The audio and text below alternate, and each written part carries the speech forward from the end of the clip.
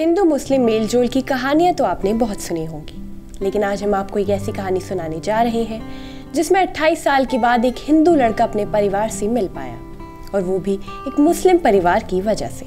आदाब, आप देख रहे हैं आवाज़ वॉइस और मैं हूँ आपके साथ अमीना माजिद। एक लड़का अपने सपनों को लेकर मुंबई नगरी में आया और अपने परिवार से 28 साल तक बिछड़ा रहा, मगर एक दिन उस लड़के को एक मसीहा मिला जिसने उसे उसके परिवार से मिलाया।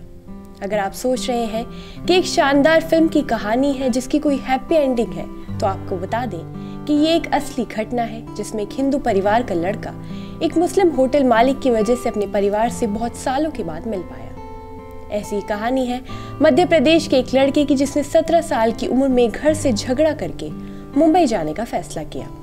वहाँ जैसे तैसे उसने अपना घर गुजारा, लेकिन घर वापस जाने की हिम्मत नहीं जुटा पाया। 28 साल तक वो डर की वजह से अपने परिवार से नहीं मिल सका, लेकिन कहते हैं ना, अंत भला तो सब भला।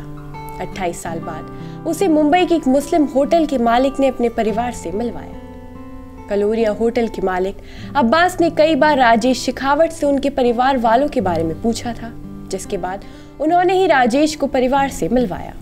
राजेश शेखावत की घर वापसी के लिए उनके परिवार वाले मुंबई के होटल कलोरिया में पहुंचे और होटल मालिक अब्बास को शुक्रिया कहा।